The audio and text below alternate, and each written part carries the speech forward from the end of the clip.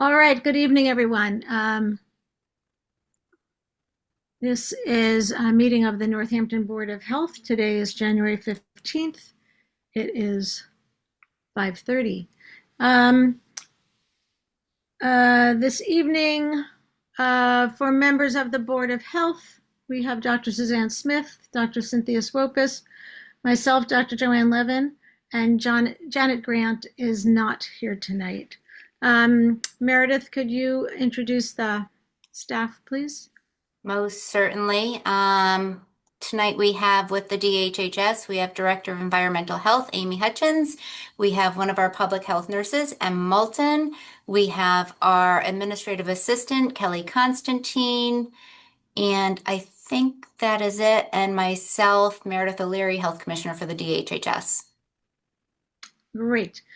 Before we get into our formal meeting, we will have a public, just to say that this meeting is being recorded. And before we get into the meeting, we'll have public comment session. Please keep your comments to 2 minutes. Suzanne, are you timekeeper tonight? You okay with that? I can't do it tonight. Sorry. I can do it. Who's that? I can do it if you Oh, want you me want to be to. timekeeper? Okay, But, for 2 minutes. did you say 2 minutes? Yes. Okay, thank you. And is that what we usually do? I think it's 2. Yes. Yeah. I see a hand from Peter Brennan. Is there anyone else for public comment? Your videos are not on, so if you want to speak a public comment, you'll need to raise your electronic hand down in the menu, in the Zoom menu. Peter Brennan, you may unmute. Well, thank you for having me, Peter Brennan, New England Convenience Store Energy Marketers Association. I have weighed in here before. I've submitted written testimony. For the record, I'd like to note that I am wearing a tie tonight because I thought there would be video, but your loss, I guess. Just want to comment quickly on nicotine-free generation proposal. We remain steadfastly against this idea. Really, the only thing this will do is harm your local retailers, make citizens angry that they are losing rights under this regime. And the state has already looked at this. They've decided not to pursue it. This is going to put Northampton retailers at a significant disadvantage to neighboring towns, to neighboring states. This would, if enacted, only create a robust illicit market. Our retailers, many in Northampton, essential members of the community, we were open during COVID. We remain open to serve all of the motoring public's needs, and we have very high compliance rates. We keep all products behind the register. We scan IDs. We make sure that nobody under 21 years old purchases nicotine products. Now, we do believe, as an association, me personally, philosophically, I believe that adults over 21 years of age do have the right to purchase nicotine products. And I don't think that it's the Board of Health's role to tell adults, what potentially unhealthy products they can and can't consume. So we remain opposed to this. It would immediately harm our retailers. If you pass this in Northampton, the value of their business declines overnight. And there's really no point to doing it unless you're just looking to make a moral value judgment as to what products people should be consuming. And if you do nicotine now, alcohol's still there, marijuana's still there, but what's next? Fatty foods, candy, soda. We see these days too frequently in the public health spheres, people are making these type of value judgments. And I think it's a better society when you just allow adults to live as adults and to make adult choices. I'm happy to take any questions. Be here for the duration. Thank you. Thank you so much. Is there anyone else here for public comment? I don't see electronic hands raised. Again, if you're here for public comment, this is the time. Please raise your electronic hand on the Zoom menu.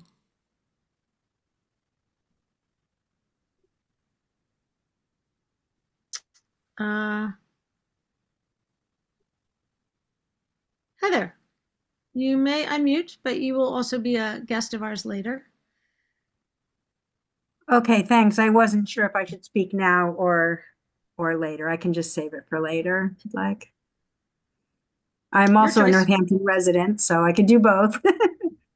True. So, yeah, Heather, you'll be timed if you're in public comment, right? Do I have that right? Okay. Yes, I, for I this can just moment. wait. I can wait and talk later. Thanks. Okay. Is there anyone else here for public comment on any subject?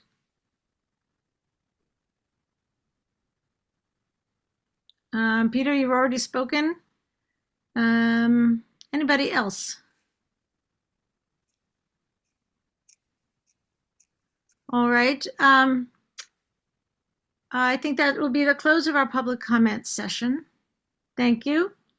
Um, and would one of our board members like to make a proposal about the opening of our board meeting? I'll move to open the board meeting. I'll second. Any discussion? All in favor, Suzanne? Yes. Cynthia? Yes. Joanne? Yes. It's 5:36. Board meeting is open. We'll start with a report from Em Moulton, our public health nurse. Thanks for coming, Em. Hi, thanks for having me. I'm Em Moulton, one of three public health nurses with the City of Northampton in our shared service agreement. I hope everyone can hear me. I've been getting some notifications that I have low bandwidth. If that happens, I can turn off the video, but for now I have my video on. So I'm here tonight to report on our vaccine program currently to date, as well as respiratory illness, and some information about updates with norovirus. So some of our vaccine clinic stats to date.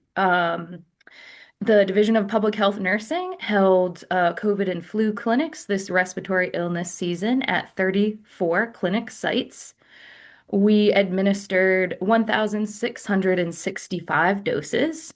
We administered 1,066 flu doses and 605 COVID doses. And our homebound recipients received 91 doses. This season, we targeted our outreach to community members most at risk for serious illness, those who are 65 plus, those who face barriers accessing vaccine in our rural towns, pharmacy deserts, and to our homebound community members and their caregivers. We had great success with our targeted outreach at various community agencies, broadening access to the flu and COVID vaccine. For example, we were at local area shelters, housing authorities, residential treatment program. We have been finding creative ways to reach out to communities to offer the flu vaccine.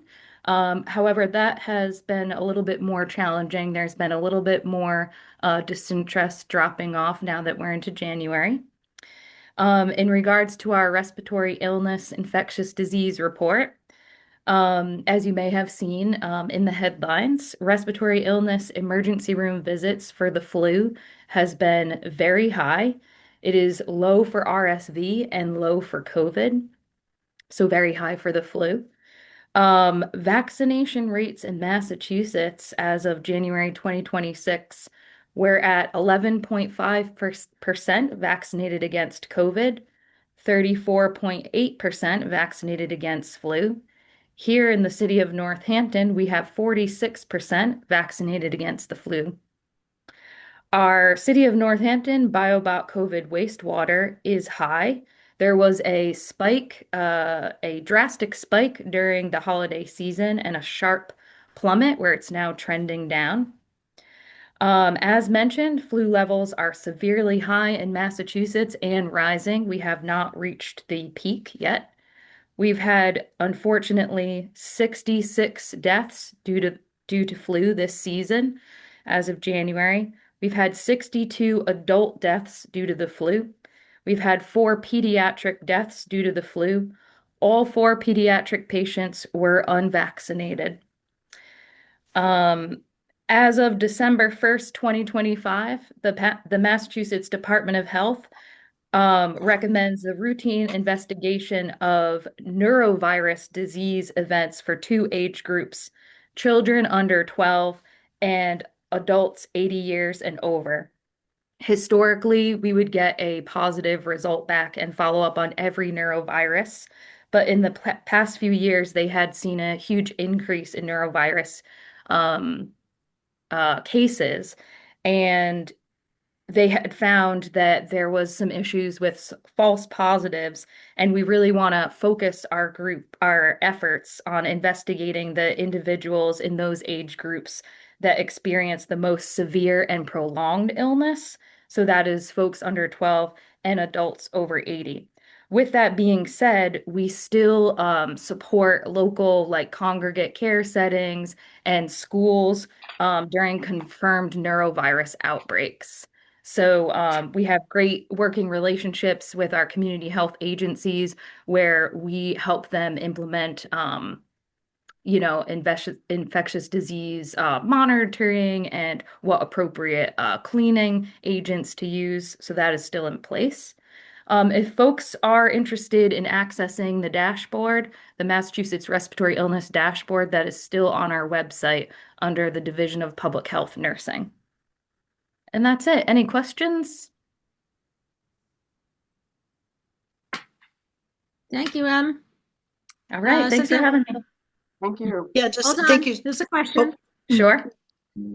Thank you so much, Em. Really appreciate it. I just want to make sure I got it right. The 4 pediatric deaths that we had were unvaccinated from flu. Correct. Okay. That's And statewide, right? Statewide, yes.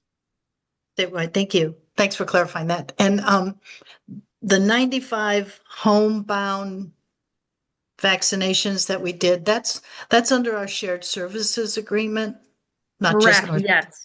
Yes, that is Okay. under the shared service agreement. Anecdotally, I don't have the numbers for Northampton, but I think Northampton is a large chunk of that. But we also were able to expand our outreach to our shared service agreement, which was really great. Yeah, I just want to say I appreciate you doing that. That's really, really good work to get to the homebound people. So thank you. Thank you so much. Thanks, Cynthia. Any other questions for Em? Thanks so much. Appreciate it. Okay. I think we'll move on. Our next subject is old business, which is a nicotine-free generation. I think we'll have Meredith will give us a little summary.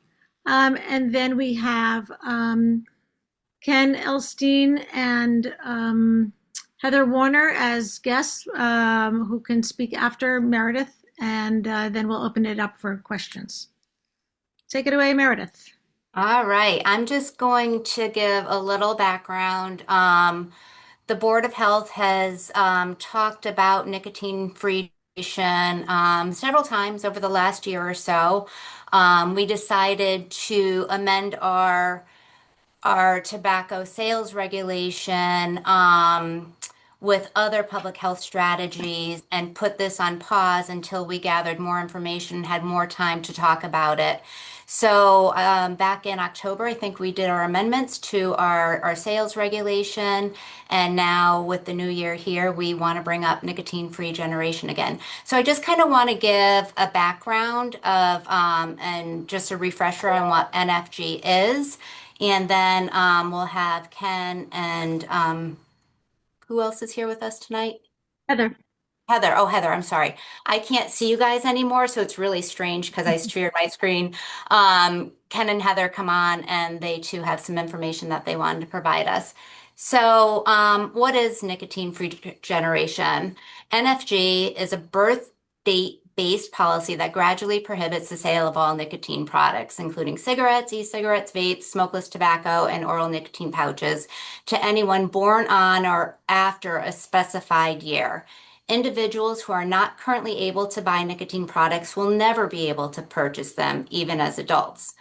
Unlike older tobacco-only laws, NFG is nicotine inclusive, addressing new products like e-cigarettes and oral nicotine pouches that appeal to the youth. Over the last decade, youth nicotine use shifted from cigarettes to high nicotine vapes, notably our Juul, and now flavored oral nicotine pouches, which we don't allow flavored here, the sale of in Massachusetts. They're still available online. Hopefully youth can't get them, but oral nicotine pouch use has surged dramatically, over 250% growth nationally from 23 to 25. And surveys show youth use rising alongside these trends as well. How do I? Oh, okay. Sorry about that. So as we all know, yeah, sorry, let me just, oh, I can do this both. As we know, nicotine is highly addictive and harms adolescent brain development, affecting attention, learning, and impulse control. Early exposure increases the likelihood of long-term dependence, making prevention of initiation really essential. NFG represents a generational prevention strategy aimed at reducing initiation rather than simply responding to existing use. By design, it phases out the legal market for commercial nicotine products over time in a way that protects youth and future adults from ever obtaining nicotine legally. I'm behind. Yeah, I can't do both at the same time. I'm really sorry. I should have had Kelly do this. Although nicotine-free generation is relatively new and long-term evaluations are still underway, early community data are encouraging. For example, we have 21 communities here in Massachusetts that have passed NFG, with Brookline being the first and Amherst just having passed it in December. So there is some movement. There is also some legal consideration precedents that I think we spoke of at one of our last meetings. While Brookline was the first, when Brookline's policy was challenged in court, opponents argued the law was preempted by state tobacco laws and violated constitutional provisions. However, in March 2024, the Massachusetts Supreme Judicial Court unanimously upheld the policy, finding that NFG bylaws was a valid exercise of local public health authority and did not violate equal protection under the state constitution. So this legal precedence has cleared a path for other communities to adopt similar policies with confidence that they can withstand the judicial scrutiny when grounded in legitimate public health objectives. So just in closing, nicotine-free generation is about preventing addiction before it begins. By stopping initiation, we reduce future disparities in addiction, cardiovascular disease, cancer, and respiratory illnesses, conditions that have disproportionately impacted certain communities for generations. This approach avoids punitive measure that often harm youth and instead focuses on regulating the sale of an addictive product. So with that, if we want to let in Heather and Ken so they can provide some additional information, that would be great. So Ken Elstein is on the Belchertown Board of Health, and he's came to us in the past to talk about nicotine-free generation, and he's interested in coming back and talking with us again. And Ken and Heather, you can now come on camera.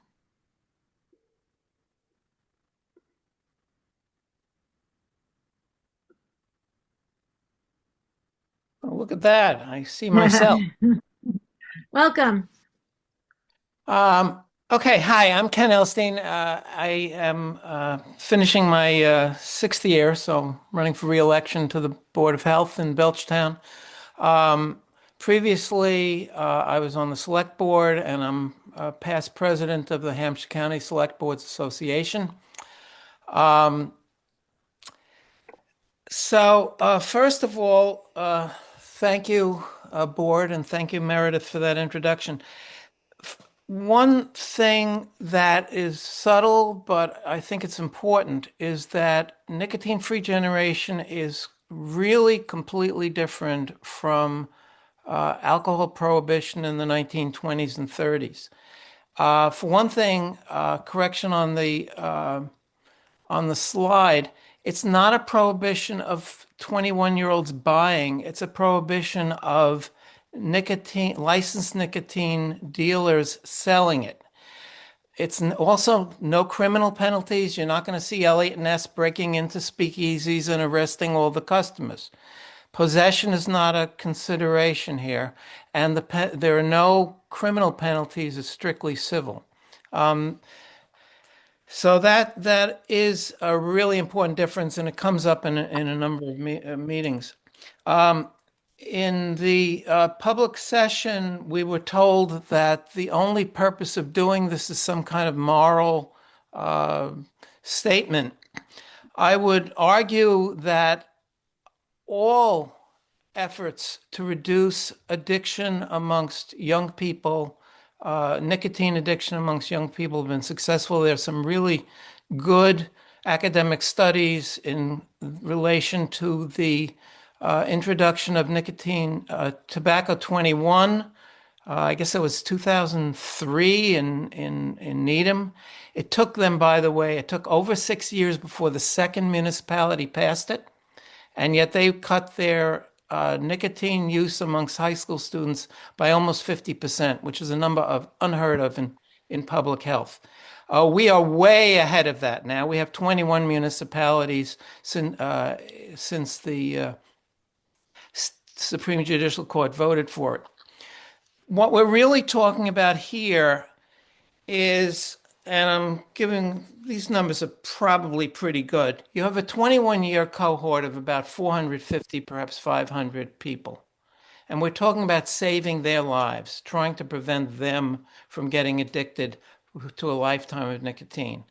But on top of that, you have 875 students at Northampton High School.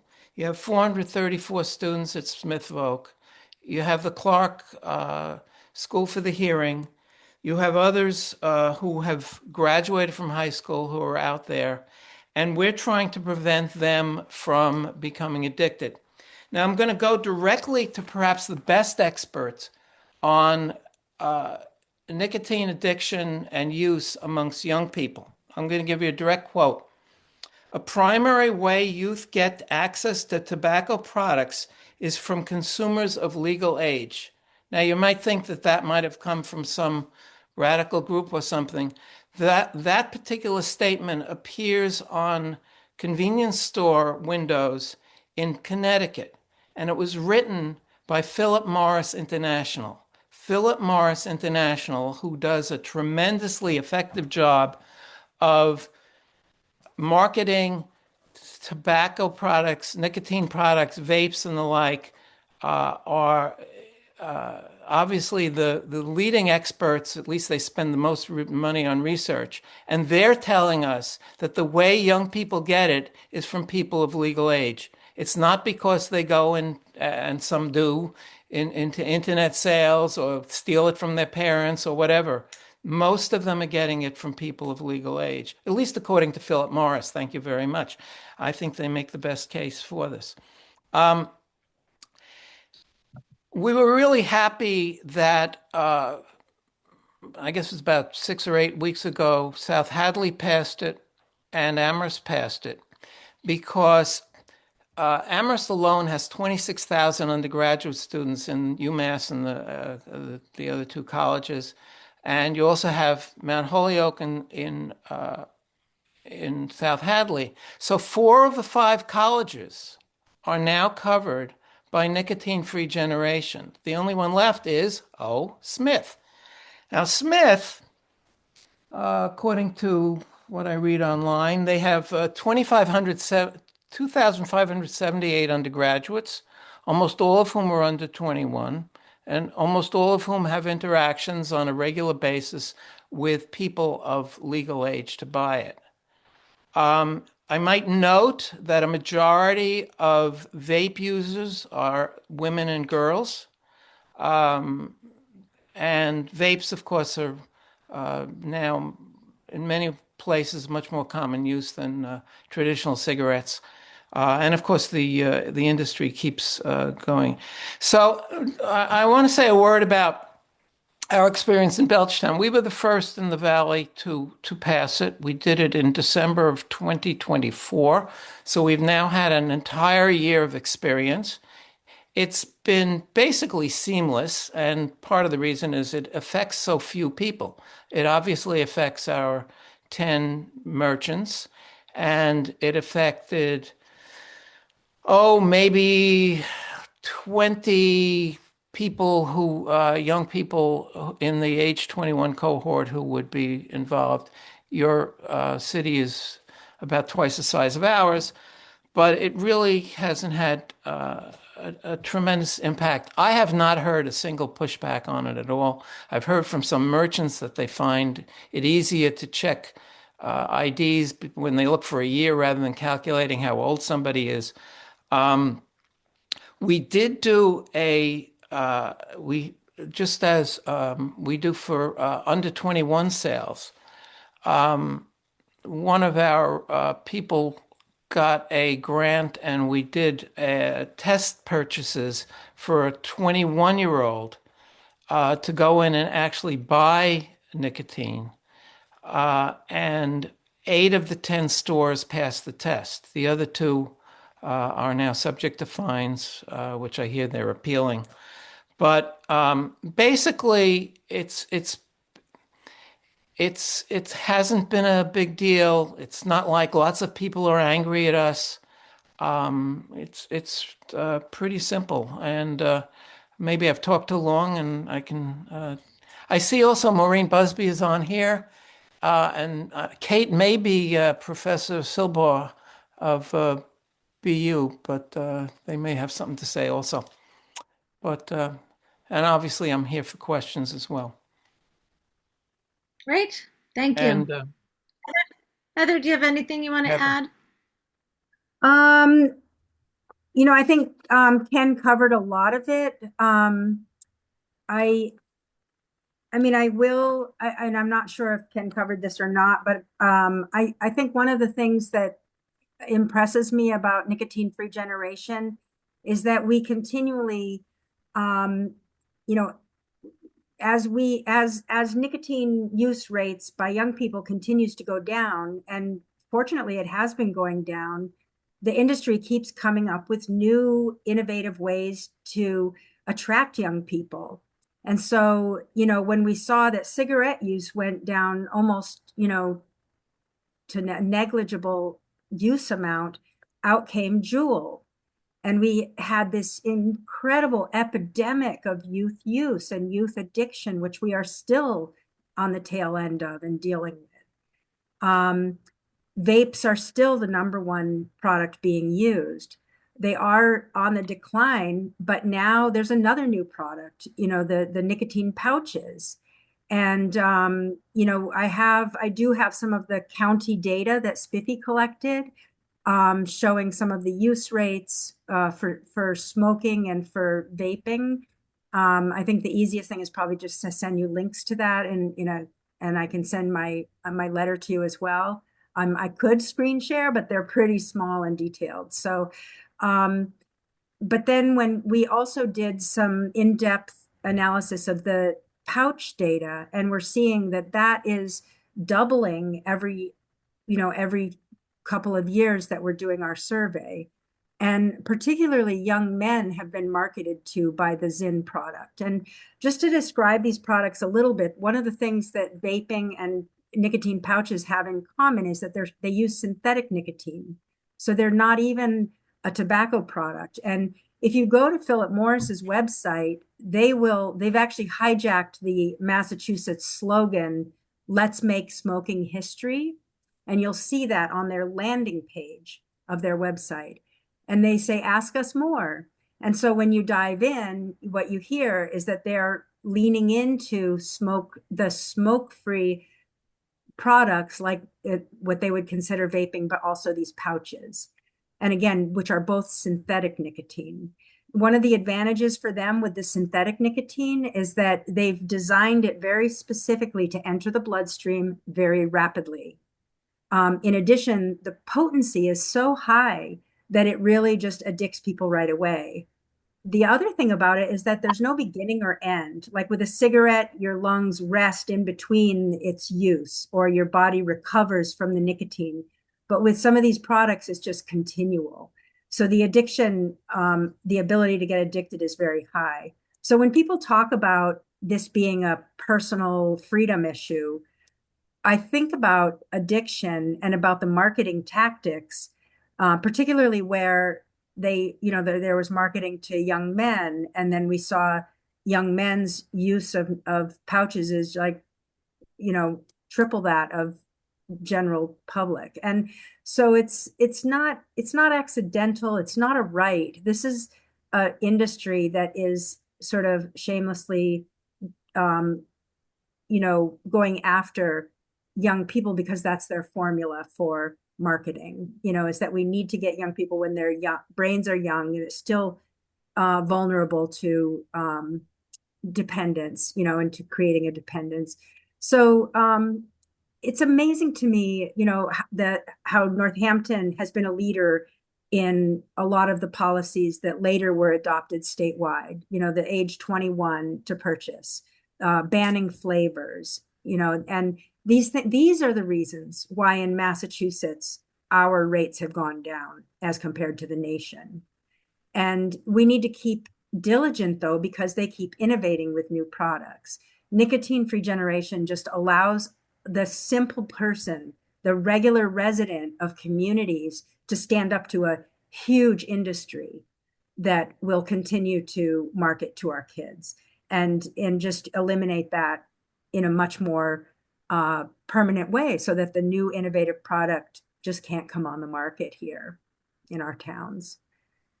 So this is not once addiction is really in here and once these marketing tactics are in there, that's not about individual rights. We all have the right to a childhood that is nicotine free, and to some protections around an industry like this. So I'm happy to send you my letter and also some links to some of the data, if that's helpful. Great, thank you. Any questions for Ken or Heather?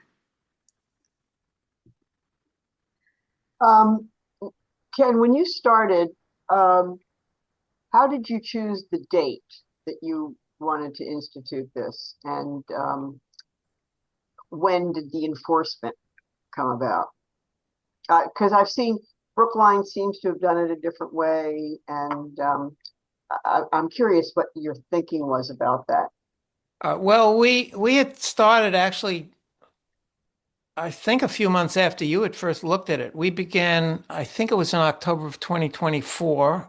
We scheduled a public hearing, which I think you've also already had, in November of 24, and then we voted it in December of 24. And the logical, at least to us, date to be effective would be 21 people who turned 21 the following month in January 2025. So it was a pretty easy decision. We've been very careful, not only in enforcing nicotine-free generation, but generally pouches and the like, to try to do it as seamlessly as possible, as much education, particularly with respect to the vendors, as we can. So it was on the books, effective January 1st of 2025, 13 months ago. And, but we did not really start this more serious enforcement till last month, which would be 12 months later. There was an effort made by our health director to go around to all the stores and make sure they understood the rules. There had been previous efforts to make sure the signage was correct. None of that involved any penalties. It was all about education. I think they went out in October. They interviewed the owners of the various stores, the managers, to make sure they and their staffs understood it. So it was only really now 12 months later that we went out and actually tried to formally enforce it. I might point out we have, what's the count? I guess one, two, three, four, five. There are, I guess, 5 or 6 municipalities in the Pioneer Valley. I have about 10 or 11. I don't have an exact count of towns which I'm certain are going to pass nicotine-free generation within the next few months. Franklin County, Hampshire County, East Hampton. We had a great meeting a month ago. They unfortunately didn't have their board meeting last night at all. And then a couple in nearby Worcester County, right on the other side of the border from us. So it's really taking off, and it's very exciting. Of course, a real big piece of this is that with Tobacco 21, it took 175 municipalities in Massachusetts to pass it one by one by one before the legislature got its act in order. And it's not as though, somebody said the legislature rejected it. The legislature didn't reject it. It's just waiting for more support to be demonstrated. And that's where all of us, even the tiny towns, are important. There are now 627,000 people in Massachusetts who are living in communities with nicotine-free generation. So it's really taken off. So if the start date was January 1st of 2025, is that what I understand? Yeah, because we didn't want to take it away from anybody. Other municipalities have picked varying dates.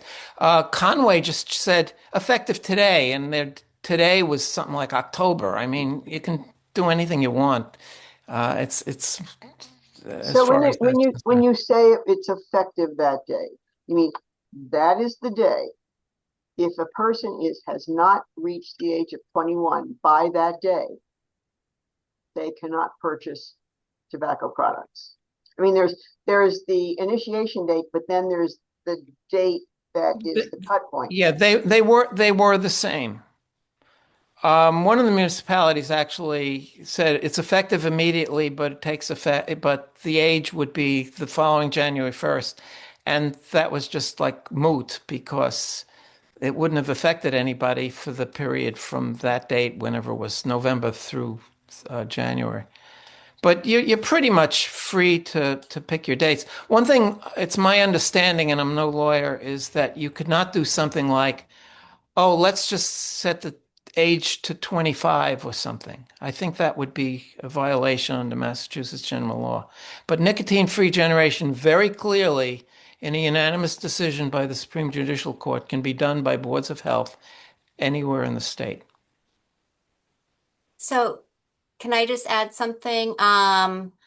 Best practice is to give at least 3 to 6 months before you have an effective date or do any type of enforcement. But I've heard Cheryl Sabara during presentations saying to keep it very clean and concise and easy for retailers, starting in January would be a good practice. The problem with that is that we're now in January, and you'd have a whole cohort of people who would not be covered.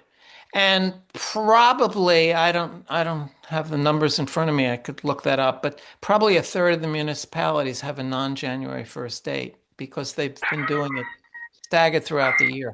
I mean, ideally, every municipality in Massachusetts would have the same birth date. But that's not going to happen until the legislature acts, and that's not going to be for a couple of years. You have all of these people who would not be covered by it if you decided to wait till next January, and you would be far from alone if you chose a date other than to wait for a January date. Like I said, I could check that, but Conway was like September or October or something. I mean, Yeah, I'm just not an arbitrary in the middle of the disputing month. that, Ken. Yeah, I'm just letting you know what I've Yeah. heard Yeah. people say. It's neater. It's much more neat if everybody has a January 1st date, but you're also condemning some people to nicotine addiction maybe even a middle school student, because you've decided to try to make it neat. That's just my own opinion.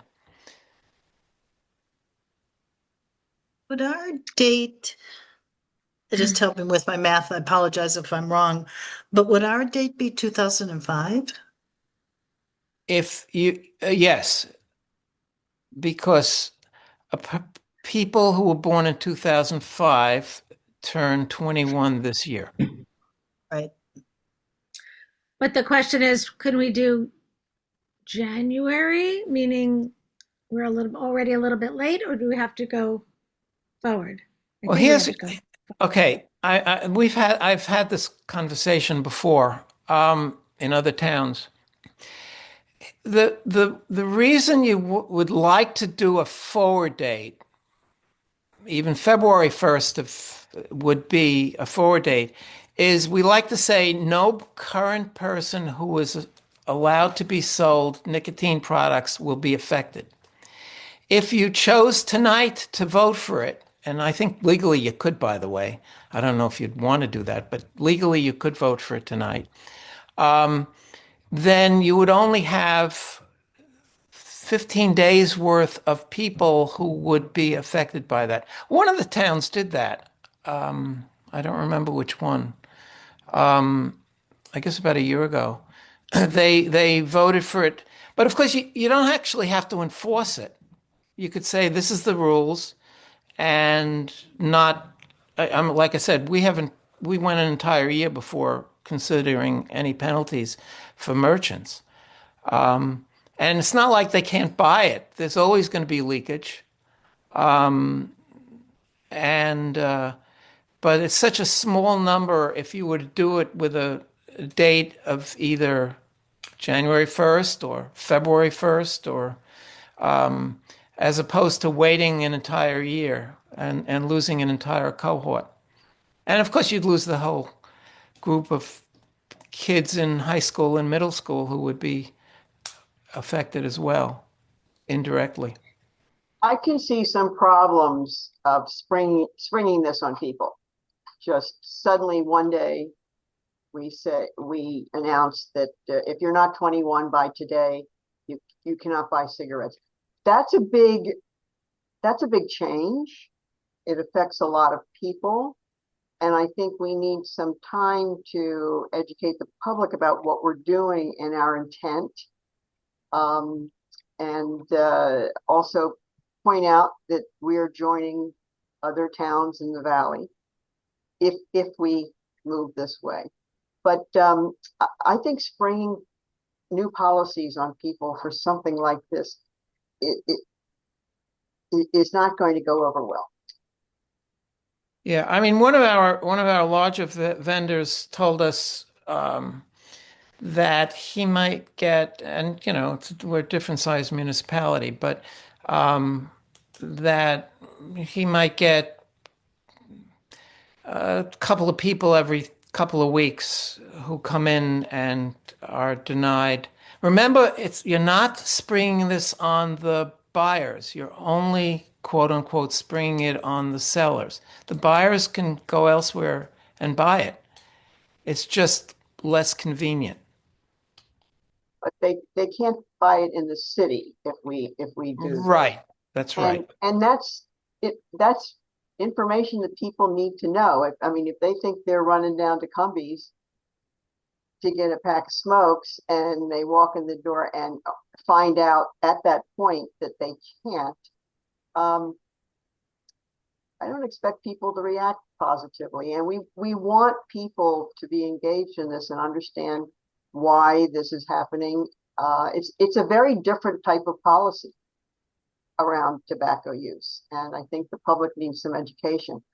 I don't know when to set the date. We haven't even voted on anything yet, but we need to talk to the public about this. Yeah, as I said, there's a difference between setting a date for a birth date and setting a date for enforcement. Right. And just to remember, we haven't. And of course, we all want education and cooperation. Yeah, we haven't had a public forum about it yet, so we still have to do that.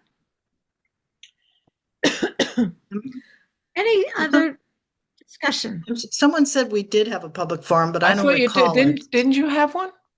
No, I No. don't think so. Oh, So that's And what we were going to talk about tonight, about when we want to do that. okay.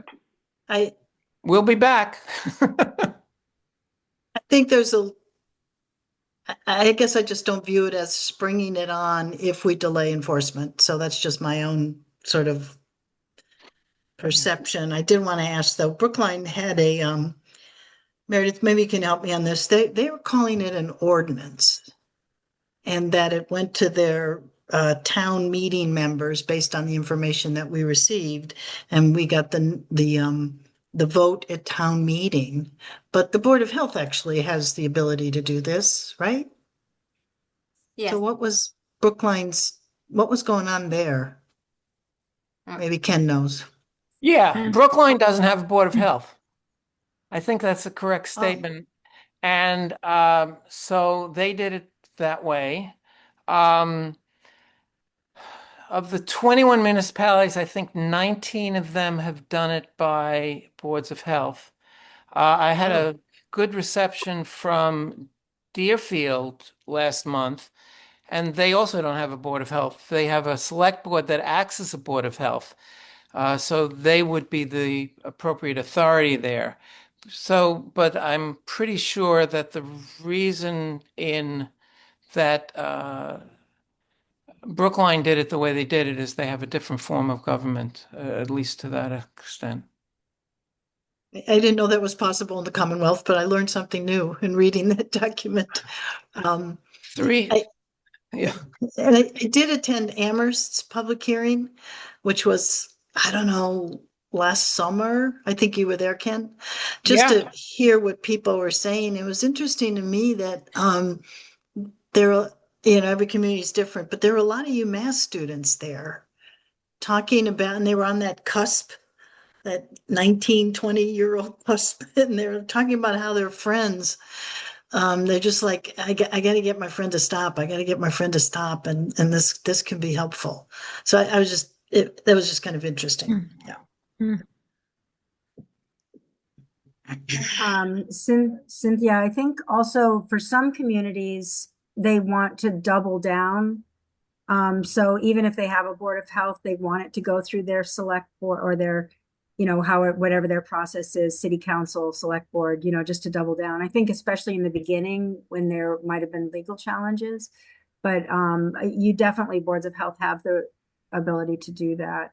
I was at the Amherst hearing, and it was amazing. There were, there was, I think Amherst was also prey to like a mass mailing by, I don't know if it was the Convenience Store Association or something, that just, every resident, a lot of money put into reaching residents to vote against it, but clearly the outpouring of support was great in favor of nicotine-free generation. So that was quite something.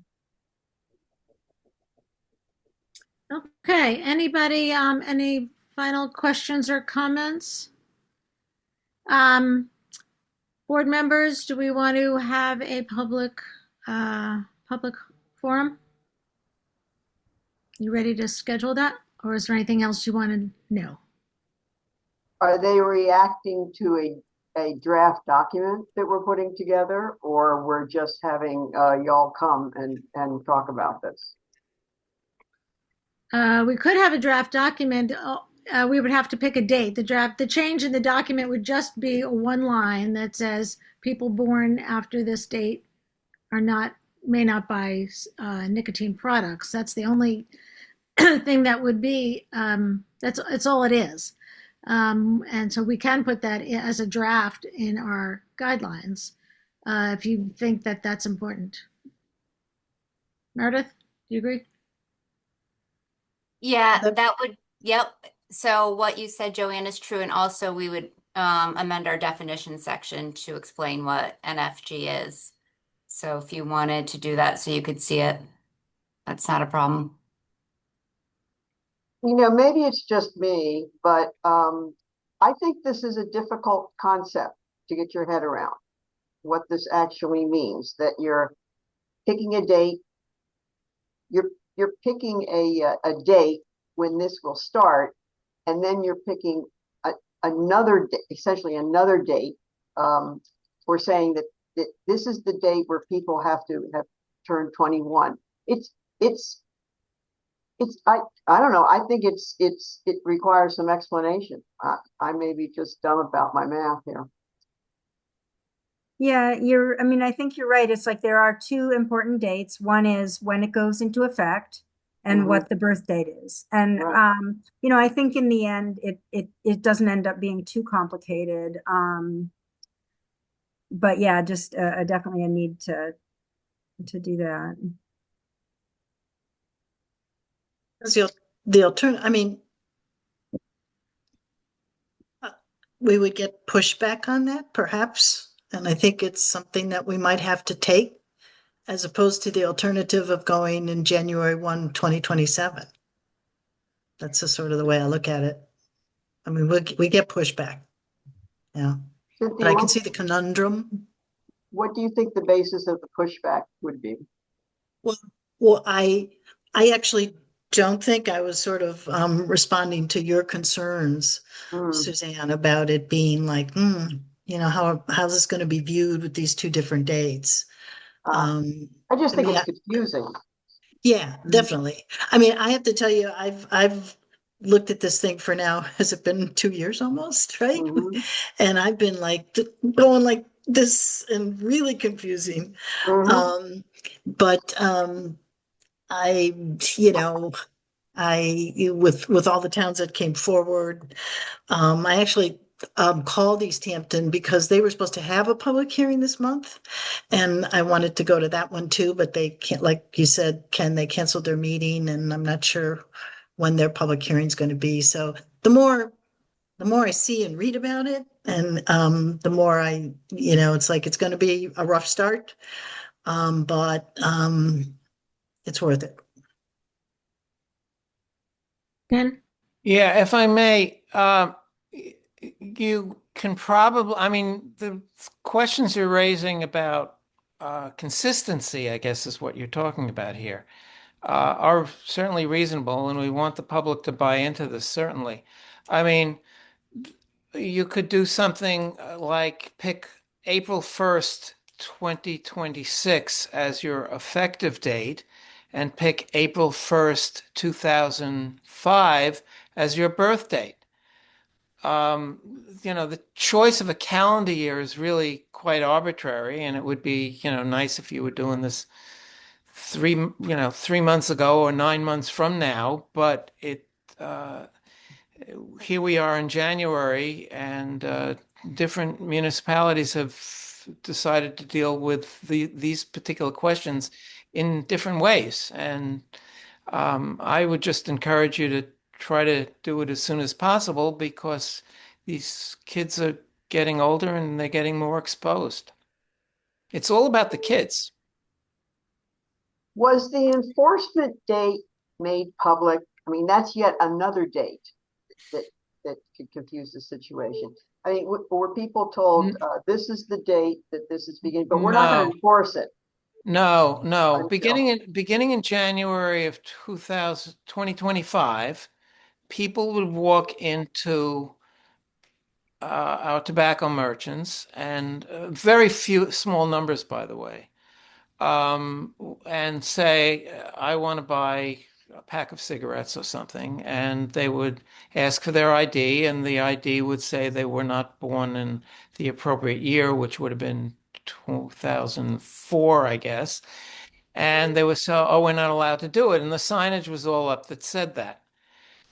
Nobody was arrested, nobody was fined. Some people might have been unhappy or angry or whatever, but in our case, they just, went on to the next town. Um,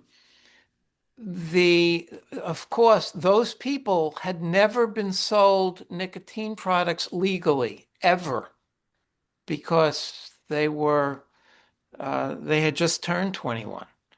Um, As more and more municipalities pass this, it will get more and more coverage in the press and the like. And I see Heather's got her hand up, so I'm going to shut up. Mm. Heather? I guess I just wanted to add, yeah, like rather than saying we're not going to enforce this, but it's more like you're promoting the fact that you're educating it first. Like that's all about really helping people to understand, and to come into compliance, as it is something a little different. I mean, I think we do that with a lot of different, things in public health. And so you may even want to send someone in just as a, purchase survey and not a compliance check where you just are saying, oh, yeah, you're selling to somebody where this is part of our education and here's the materials again. And, but, be forewarned, eventually we'll be, dishing out penalties. And you don't want to be soft on it either, where you're like bringing them in and then just excusing everybody, too. So it's really about education. I was also just thinking, oh, go ahead. No, go ahead. You finish. Oh, well, just the last thing I was thinking about is that none of this is punitive to the buyer. So it has never been and won't be illegal for someone to purchase. It's just illegal to sell it to someone, as and the age increases each year.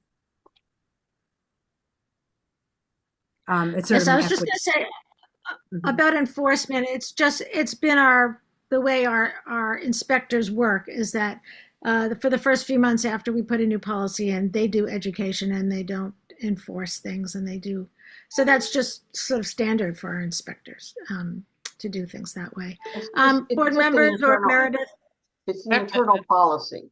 Yeah, and Meredith, you Within do our within the inspections. department. Oh, I'm sorry. Yeah, Pioneer Valley Tobacco Control does your inspections. Your other hat. They but they didn't do the NFG inspections. Correct. hmm We got a separate grant for that. That's awesome. So board members or Meredith, do we want to have a public, what do we call it? A public hearing or public forum next month? Sounds good to Anybody? me. Yes. Suzanne? Sure, I don't have my calendar. I don't have a phone tonight, so I'm sorry. I'm a little Okay. disoriented. But in order to do that, if we want to have a proposed document that people are reacting to, we need to have a date, meaning the birth date, not the date of enforcement, but the date after which people turn 21, they will not be sold cigarettes. So what would we Well, propose as Joanne, I don't think that's Mhm. necessary to have the public forum. Really? I think maybe the public forum is just soliciting feedback from the public and having a two-way conversation, then could inform our decision on what we want to do for a date. So I think we can host the forum and talk about NFG and, the policy aspects of it. But we don't need the date for that. Okay. Personal opinion, I mean, So what document would we publicize as we would, the concept of what NFG is, I mean, we don't need a draft document for the forum. well, it'd be nice to have something written, some kind of summary that at least, either a summary or a document that people can read that they'd be reacting to. With or without the date. Yeah, I guess we don't have to have a date if as long as there's something written for them to read. Anybody else thoughts about that?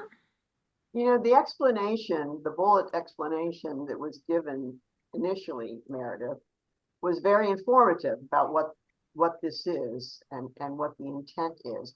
And I think it's something like that that needs to be made available to the public. Like, this is what this is. And we may get some people that are angry, and we've always had people come to the mic and support these efforts to reduce tobacco consumption. So I like the idea of listening to people's ideas and getting feedback about it before we make a step forward formally. So can we schedule that public forum for next meeting, which would be assuming, Suzanne, that you're going to be there. The next I meeting expect would I'm going to be be there. February 19th. Yeah, I'm not going anywhere, so it should be there. Let me think if I'm here. I'm not here that date. I'm sorry. I'm not, yeah, I don't think I am either, Joanne. Okay, so I'll have to think about whether we're even going to have a meeting in February. I'm back for the 26th. Are you? I don't have a firm date yet, but what if we host the forum the week prior? And then we can Um, figure out scheduling a meeting later. the No? week prior is the 12th, but I leave the 11th. Okay, We're gotcha. doing a big trip. Yeah. Um, I mean, we could do it sooner than that. No, I We want to do it. give retailers time to prepare and make accommodations to attend, Mhm. and obviously the public. I don't necessarily have to be at the forum. I can listen to it afterwards. Mhm. Well, let's see. We'll have to poll poll the members and see when everybody can do it, since you and I will be away that scheduled day. And the one after that is March 19th, but that seems too so Yeah, late. if there's any way we can not put it up till March. I mean, I see the path that this is going, and we're sort of Wow. presenting something that we're kind of sort of thinking about, and as opposed to here's a policy. So, I mean, I could see this stretching out a bit. If there's any way we can have a hearing or forum in February. Yeah, so we'll have to poll everyone offline And about dates. I just want to let you know, Kelly let me know that we did have a public forum in July of 2024. We did? That's a long time ago. It was a long time ago. Yeah. What? And you were Kelly, right. because Not very memorable. Kelly's so on it, I don't think I was there. Seriously, I don't think I was. But anyway, Ken, last Yeah, thoughts? I just want to just to focus this as an alternative. The same night that we passed nicotine-free generation, December of 2024, we also considered nicotine pouches. And the way we did that was we put publicly three different options. One would be to ban them completely, one would be to have a 6 milligram restriction, and one was to do nothing. And you could do the same thing with dates. I mean, you could say, well, January 1st, March 1st, January next year. I mean, you could actually do that. It would help. It might help focus people's attention. You can vote anything you want on the day you finally decide to sit down and debate an actual motion. It's just a thought. It might help concentration a bit. Thanks. I think the idea of nicotine-free generation is sort of the more debatable issue rather than the date itself. So now we've already had a forum. Now what do you want to do? Well, I think we should have another forum again. There's been a lot of traction around this in other communities, a lot of conversations.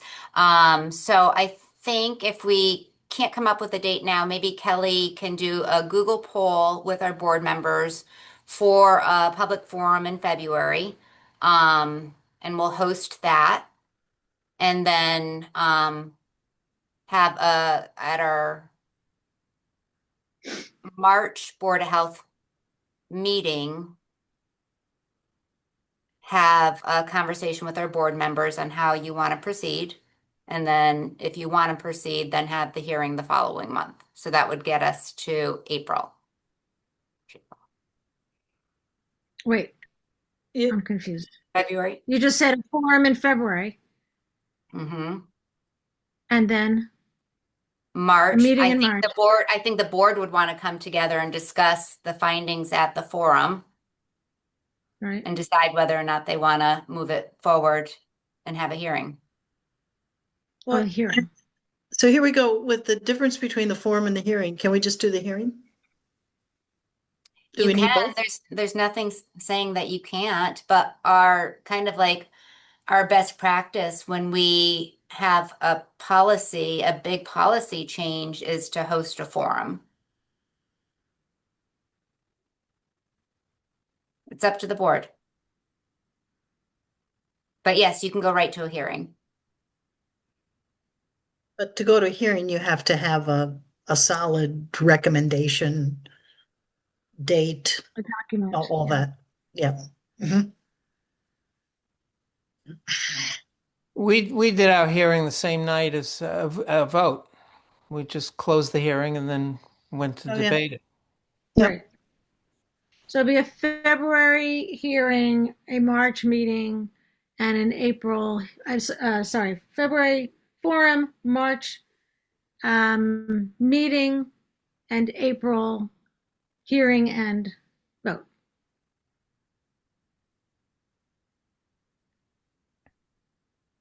Does that sound right? I have to see if I'm here for the April meeting. I don't think I am. Okay, we'll figure out dates. Okay, any closing thoughts? Any other discussion before we move on? And thank you, everybody. Thank you Thank for you for coming. coming. Thank you, Heather. Thanks. Great. All right, well, we'll figure out these dates offline. Next subject is concerns about cannabis consumption sites. Meredith, did you have anything you wanted to tell Yeah, us? absolutely. So I'm not sure how much you all know or don't know about the state regulations. So I put some stuff together. Let me just get it for you.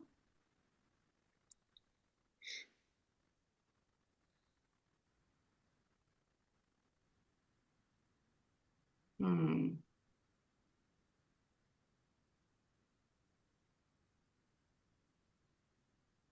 Can you all see that? Yep. Okay, I Yes. can't see you again. I can't see you, but so on January 2nd, the Commonwealth promulgated new regulations that will allow on-site consumption. Oh, I can see you if I move this. Hold on one second. That will allow on-site consumption of cannabis at licensed social consumption establishments. The Cannabis Control Commission approved the final regulations on December 11th at a public meeting following months of deliberation and stakeholder engagement. Although the regulations take effect immediately, so social consumption licenses are not yet available, and businesses will not be allowed to sell regulated cannabis to consumers for on-site consumption until receiving the state license to do so. So over the next several months, the commission will undertake an implementation plan, which will include several working groups with internal and external meetings. These groups will help create new social consumption establishment license applications. There'll be a cannabis industry portal, new guidance and staff procedures.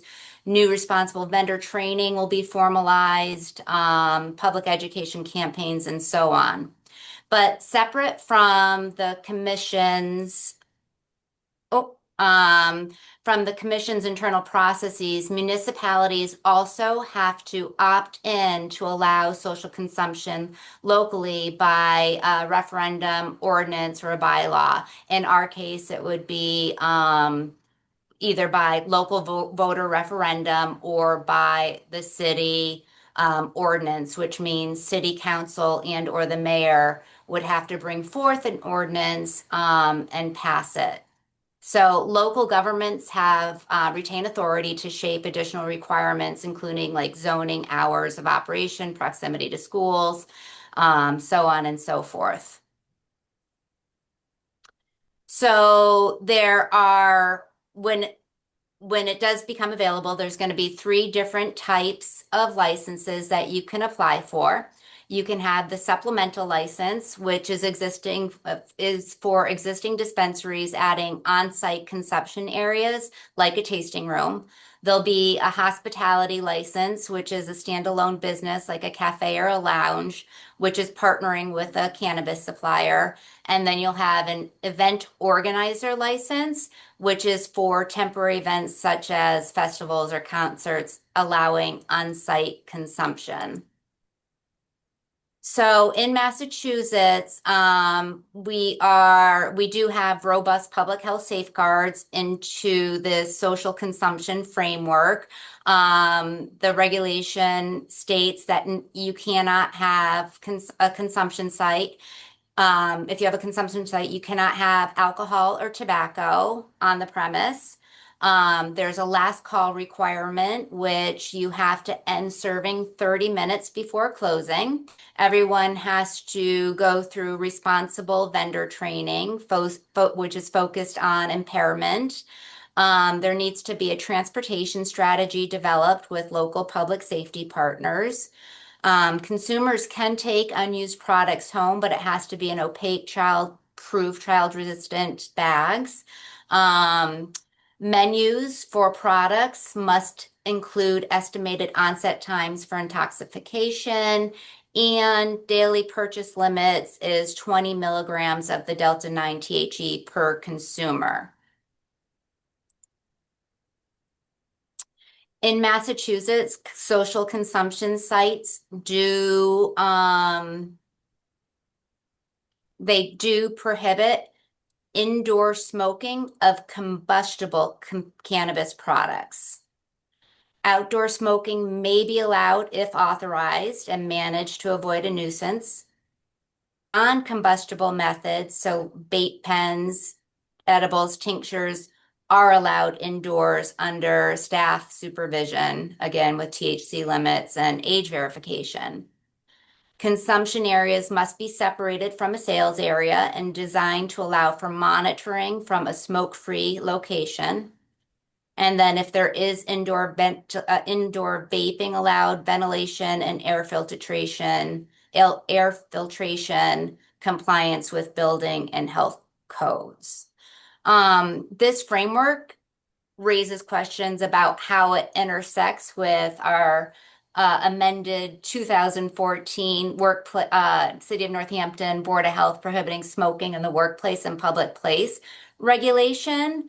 When we amended this regulation, we included or amended our smoking definition to include, and I wrote it right out here. Oops, excuse me. The lighting of cigar, cigarette pipe, and other tobacco product, or possessing a lighted cigar, cigarette pipe, or other tobacco product, or non-tobacco product. So there's that, but we also, at the end of the regulation, wrote in the use of e-cigarettes is prohibited where smoking is prohibited.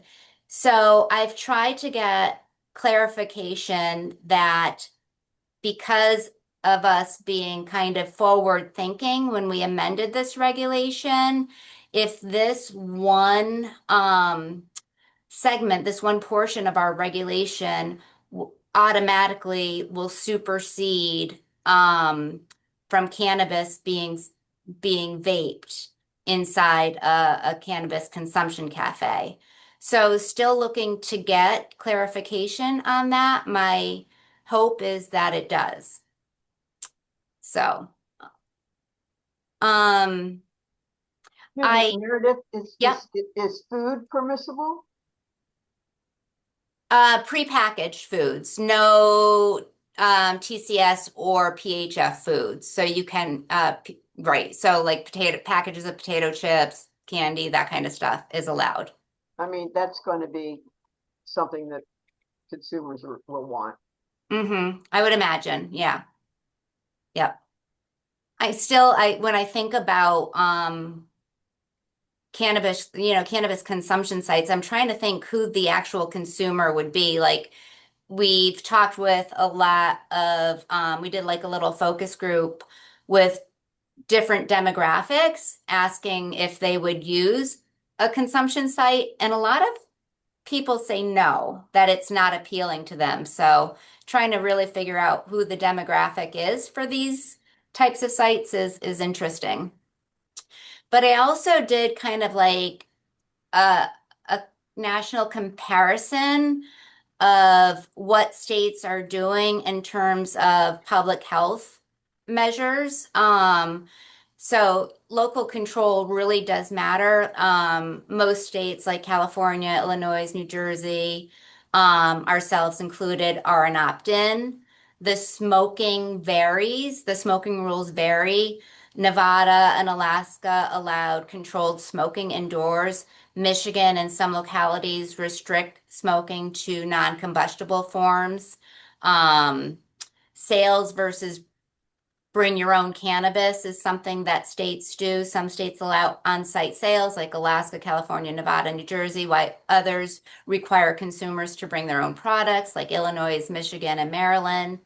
But the public health emphasis, Massachusetts is distinctive for really kind of focusing around that framework when it talks about ventilation, staff training, impaired driving prevention, dosing, and giving us that local control. So I do applaud Mass for doing that. Um, but then I think about, and I brought up to my mayor, like, why would we want to opt in? Like, what is the benefit to Northampton to opt in? And I've had conversations with other stakeholders and other prevention organizations like Spiffy. And I kind of came up, well, not myself, but these are the things that were talked about. Like, why would a community opt into this? And there were a few broad categories. Some see it as a revenue and tourism opportunity, allowing municipalities to benefit economically from a regulated market rather than leaving consumption in unregulated spaces. Other framed it through a harm reduction and public health lens, creating monitored environments that reduce unsafe public use, prevent impaired driving, and provide education on responsible consumption. Um, Opting in is not a prohibitionist stance. It acknowledges that cannabis use occurs and that it's safe and that safe legal options are preferable to clandestine or unsafe consumption. And then finally, there was equity considerations that were raised since licensed consumption sites can provide legal access to residents who can't consume safely or legally at their homes, such as renters or those in shared public housing. I'm not saying I agree with these. I'm just giving you what I've heard in other meetings. So if we were to opt in, we would definitely want to think about, given the opportunity, what would be the Board of Health recommendations and or policy. So, you know, they set a minimum standard of ventilation, but we could require something more strict.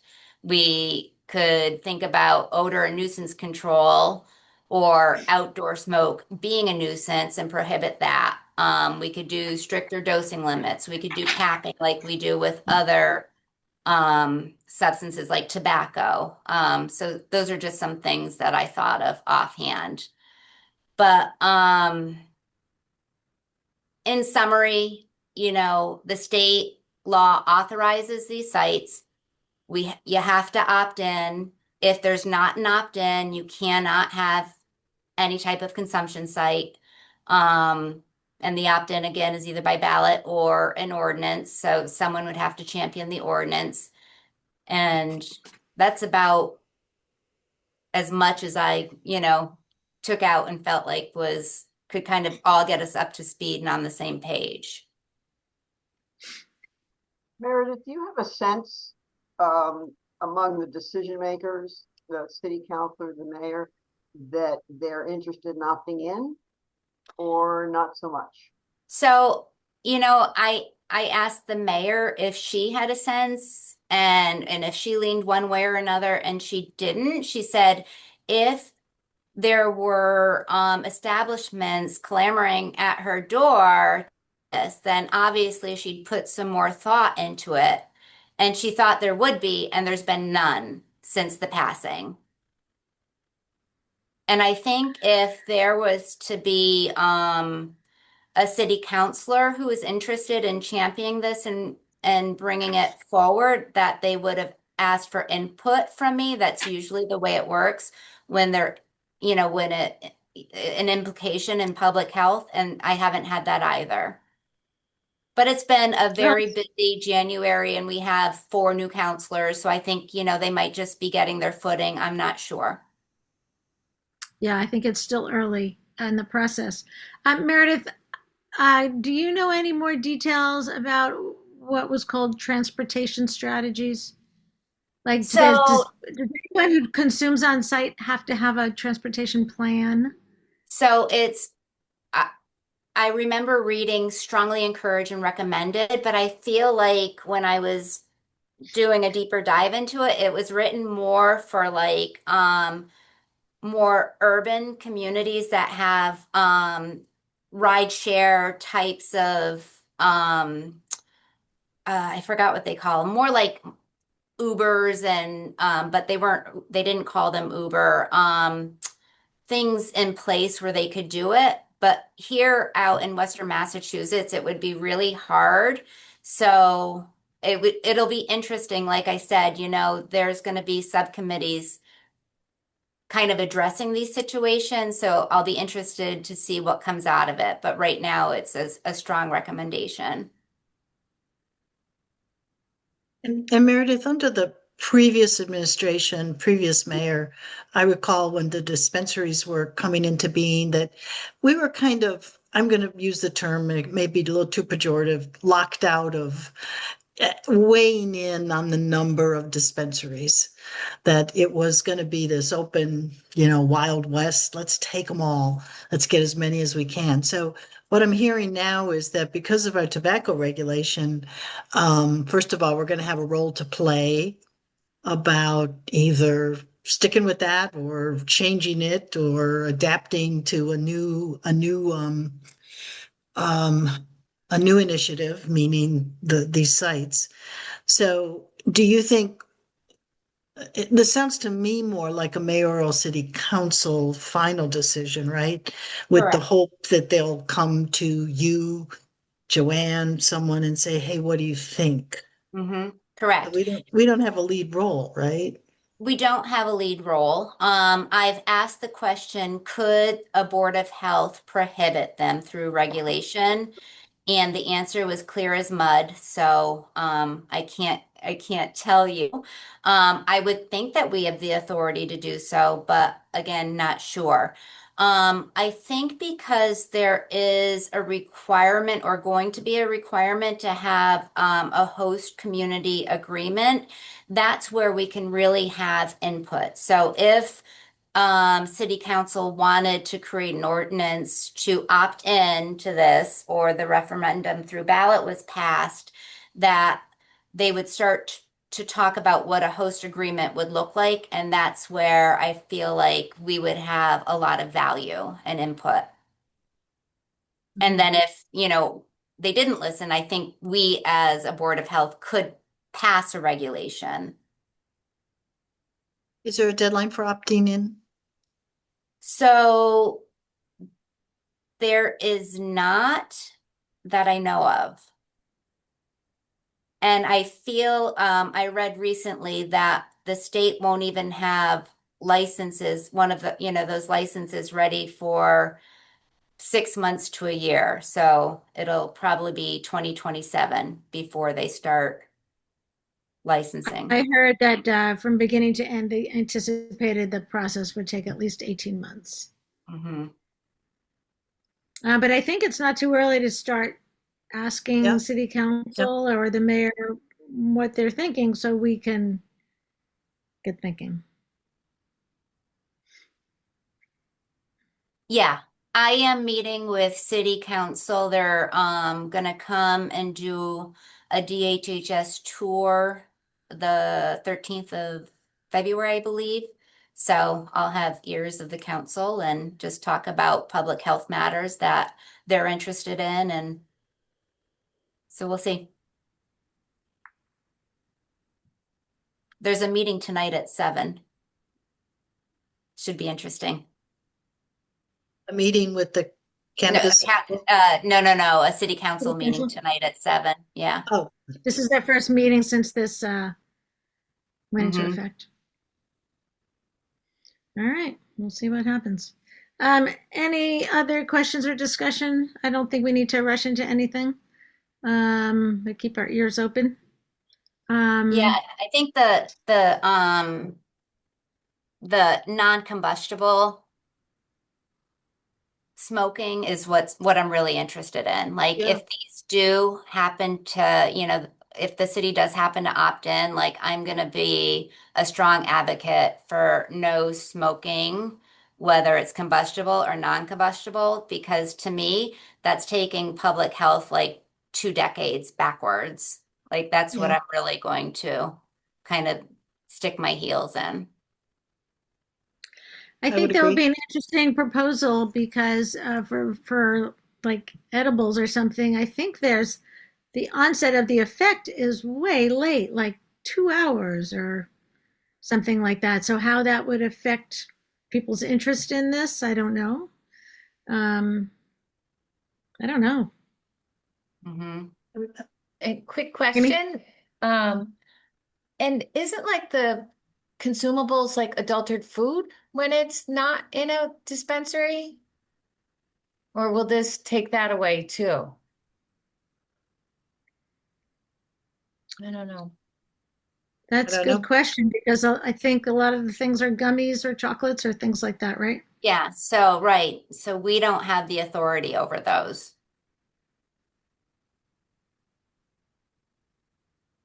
Baked goods. Hmm. So the regulation of, I forget the name of the regulation that was passed for both medical and recreational marijuana took the authority away from local health about the adulteration of foods because um, we couldn't do it because it wasn't a legal product. It's against our food code. Mm-hmm. All right. Any other questions or comments about that?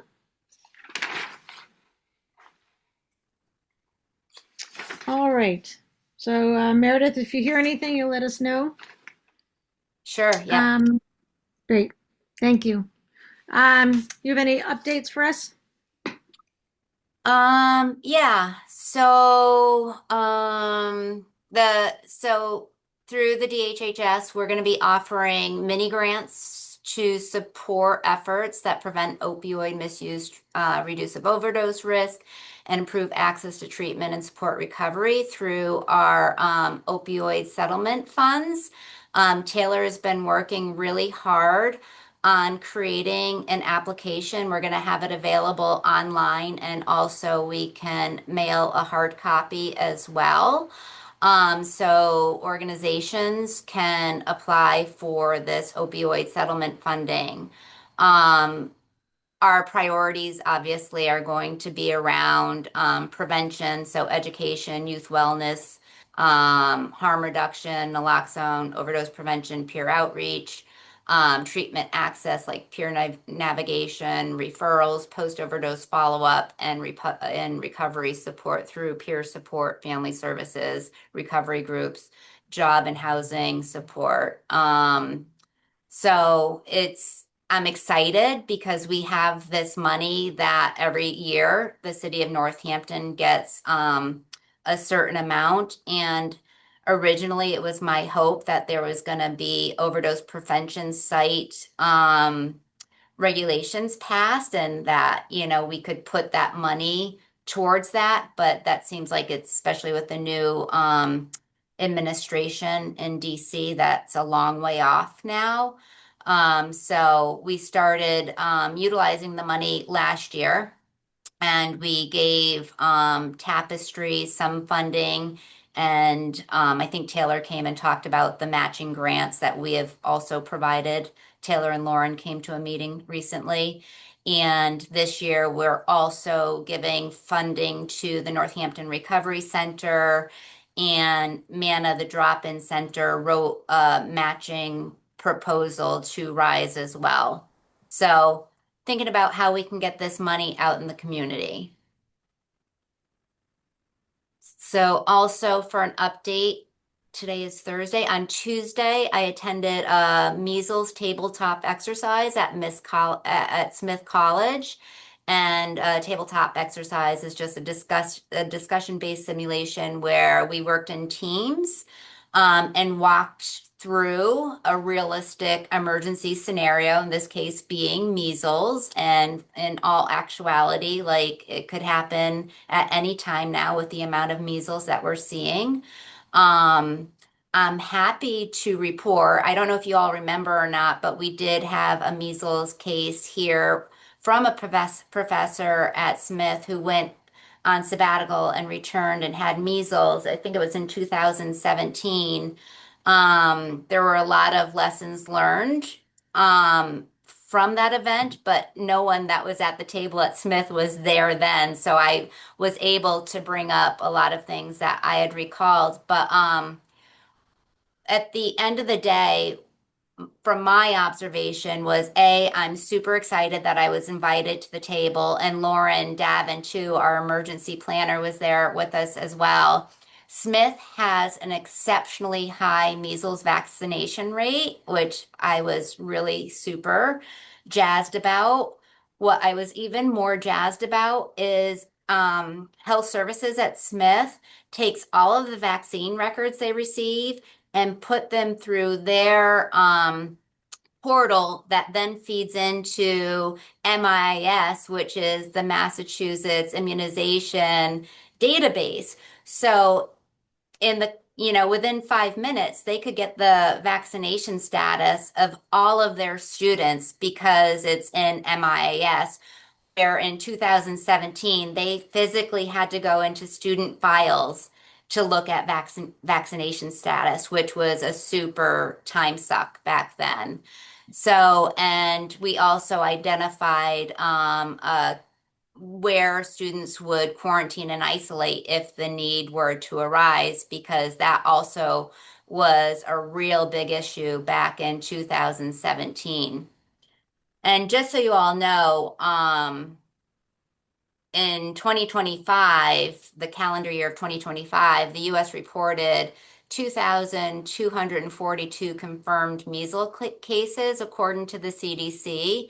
And this has come from 45 different jurisdictions, which reflects a significant increase compared with recent years.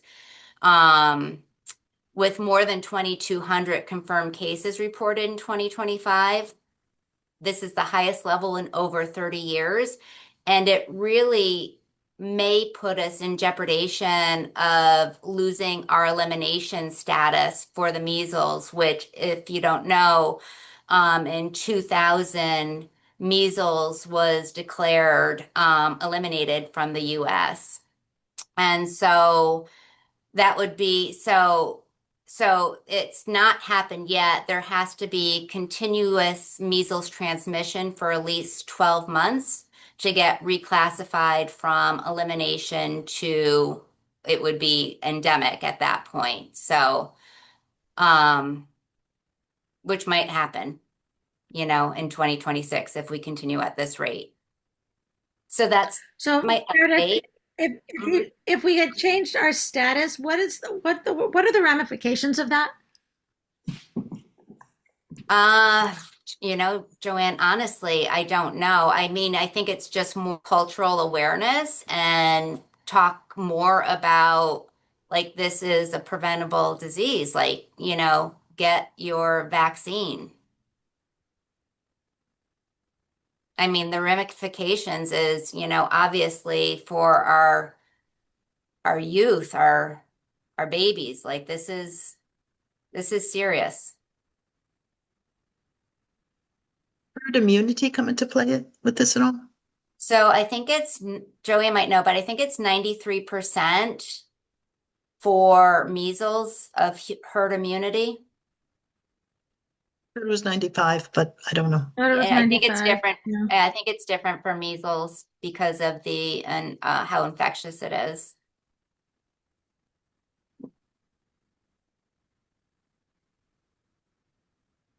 But I don't know. Maureen. Someone can chat GPT. I have no idea.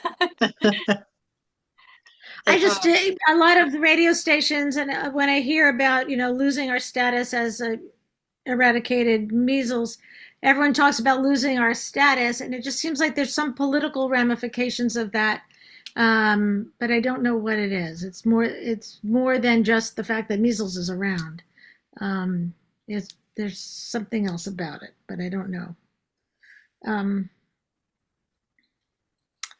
yeah. And you had wanted to say something about a new shelter? Oh my goodness gracious. I don't know if you all have seen in the news or not, right? So, St. John's Church, there was a blessing of opening the new emergency shelter. And so it was a beautiful, beautiful ceremony. Local leaders were there, volunteers were there, neighbors, parishioners. They cut the ribbon to what they're now calling the Trinity Room, which is our winter emergency shelter. It is beautiful. It provides a safe, warm place for unhoused people on the coldest nights when the temperatures drop below 15 degrees Fahrenheit, based off New England Weather Channel's temperature in Northampton. So it's 15 degrees Fahrenheit hard if it feels like less than 15. So that is their parameters when they open up that emergency shelter. Um, the DCC has offered to kind of be the coordinator because this is all volunteer based. Everyone who is at the shelter, and I think it takes 8 people a night to open up the shelter, is all volunteer based. So the DCC is acting as triage up until 10 o'clock at night. What we like to do is um, on the cold nights, if someone needs somewhere to go, we encourage them or try to do a warm handoff where they go to CSO because CSO they had 38 beds, they just got 40 more, so they have 78 beds and they hold 4 of them for emergencies. So that's where we want people to go. But if that shelter is full, and or someone is resistant to go to that shelter because there are people who will not go to that shelter, that's when St. John's shelter will come into play, and we can call the shelter up or we can drive people there, and but it has to come through a DCC referral. People cannot just show up. So, Lauren has also put a call of action to our Medical Reserve Corps.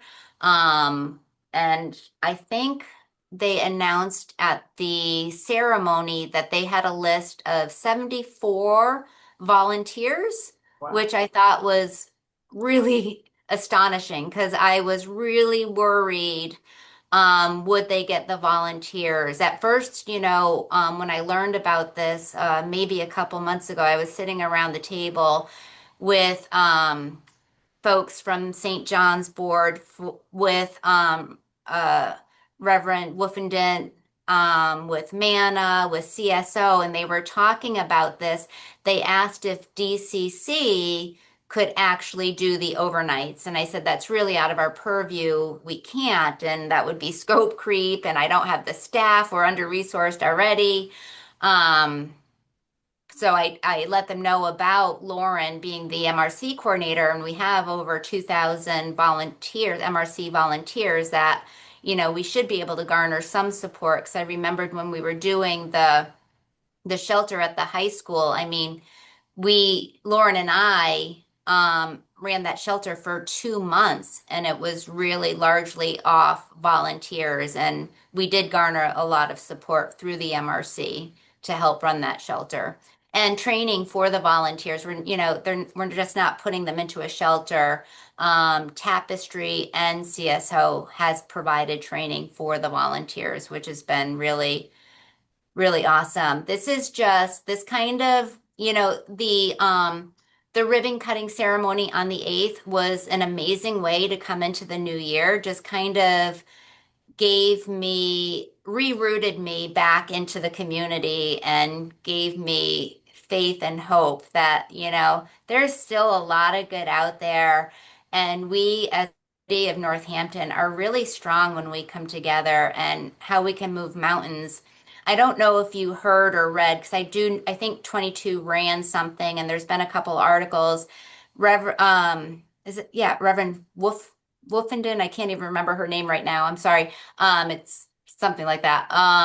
She said it all started, when she went to work one day and it was really, really cold out and her hands were just freezing, and she got to St. John's, and there was two folks out there who were freezing, who are unhoused, and the only way they survived was walking all night long. And that's when she said, we have to do better as a community. So I think that was a year ago, November. And for them to, within, a year's time, have made this come to fruition is just, I mean, a miracle. They had to go through a lot of hoops. They had a lot of community businesses donate or discount supplies for them, and people painting. It's just, listening to the story, it was just really beautiful and a great way to start the new year. But I think too, it's such an example of, I know we're all part of the government, but how a non-government initiative with mhm, people can make this happen. And my understanding is there's not a sober requirement, and you can bring your animals, you can. your dog, which is very unique in Mhm. shelters. So Yeah. yeah, good for them. So the shelter was opened for the first time on January 1st. It was open for 4 nights, and they had 10 residents, I think, most of the 4 nights. So it was almost full. And 2 of the nights they had residents that had two dogs. CSO also has a shelter for animals as well, because we've learned throughout our years that people would rather risk freezing to death if it meant leaving their pet behind. So it's great that, these things are thought of when it does come to sheltering. Yeah. Yeah, thanks for that update because it's really remarkable achievement. Mana itself is remarkable. They are, they are. Mana's got a new executive director as well. Yeah, Her name is Nikki, and she used to, Amy, I can't remember her last name right now, but she used to run the Tuesday market, like right in the beginning of COVID. right. She was in Grove Food, Northampton, Nikki Lesnowski. Yeah, she's Yes. great. Yeah. hmm So really excited about that. Yeah, without the lack of, Caitlin has stepped in since Lee left, but yeah, having someone who's really kind of rooted and comes from working with organizations of the like is going to be pretty fantastic. So I'm excited. And Excellent. Craig's Door also has a new executive director too, but I can't tell you her name as well. Lots of new faces. So, besides that, I got really scared with the executive order about the cut from the U.S. Department of Health and Human Services, the $2 billion cut in federal grants that support mental health and addiction services, because that would have been a loss of our DIF care grant. But we did receive, I mean, thankfully, there was enough outcry where the HHS reversed the course and restored the funding, but I don't know how stable that is. I mean, like things just happen like that nowadays without rhyme or reason or justification or legality. I say that. Um, but we were really nervous for those 24 hours about our Div Care funding. Our FR Cara grant ended, the last 4-year grant ended September 29th, but we did apply for a new one. And after we submitted the proposal, it was kicked back that we had to take out all sorts of language around substance use, misuse, marginalized populations, harm reduction. And we've still heard nothing. They haven't awarded anyone the funding for that. And I don't know if it will ever go out, but we did put in a good proposal.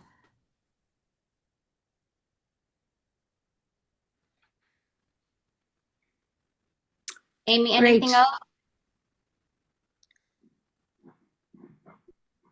No, that's a you. lot.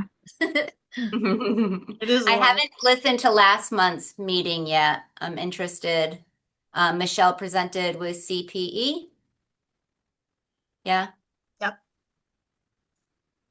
And as I understand it, we're going to have another part 2 of that presentation in March. Okay. I had scheduled them for March, thinking that we would be having a forum for the nicotine-free generation in February. But if we have too many things on the agenda, we can ask them to move. We'll see. We'll see how it all shakes out. Let's do minutes. Let me share my screen. Did everyone have a chance to look at minutes? Yeah, I did, and I don't know if it's important or not, but it was in that meeting that we committed to a March presentation of part 2 of the evaluation folks from UMass. So that didn't make the minutes. I don't know if it's important to do it or not, but just want to raise that there is a part 2. Let me just find some minutes.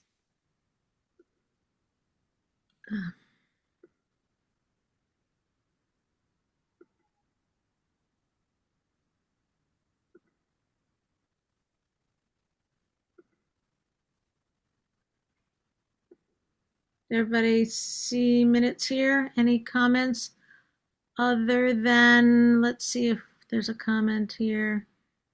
Do you want me to put in a sentence about part 2? If you feel that it's minute worthy, but it was discussed and I don't want to lose it, but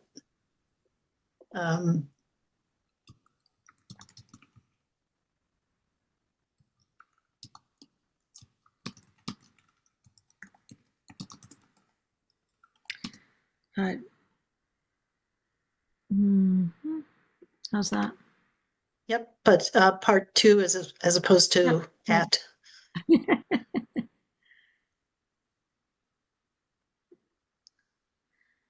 Thank you.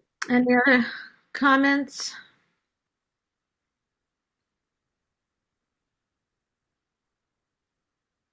Anything else? Suzanne? No, I don't have anything to offer. Okay. Would someone like to make a motion? Move to approve the minutes of December 18th, 2025 with amendments, corrections. Second. Okay. Any discussion, comments? All in favor, Cynthia? Yes. Suzanne? Yes. Joanne? Yes. Thank you. So I think we'll, oh, Kelly's not here anymore, but I'll send a note to Kelly and ask her to poll everyone still about here. dates. She's here. Oh. She's here. I didn't see you. Because I'm away for like a 2-week vacation in February, so we'll propose some dates when and Meredith, we'll find out when you're away, and we'll propose some dates. Hopefully that we're both back. Anything else? Any update Questions, on our comments? vacancy? No, I Okay. will get you an update though. Whoa. I moved the gentleman who attended a couple of our hearings that he sat down, I had a conversation with. He said he was interested, and I connected him to the mayor's office because that's the next step. And I'm not what happened. So let me see. Great. Anything else? Would someone like to make a motion? Move to adjourn. Second that? Questions or comments? All in favor, Suzanne? Yes. Cynthia? Yes. Joanne? Yes. Thank you, everyone. We'll figure out our dates online. Wait, can I just say thank you all for the lovely sweet treats for the holidays? I know the staff really enjoyed them, so we appreciate it as always. Thank you. And I enjoyed delivering them. thanks for all the work you presented tonight. That was a lot of Yes. stuff. You're very, very welcome. Thank All you, right, have a everyone. good night. All right, but it's going to get cold. People stay warm. All right. Take Bye. care. Good night. Good night.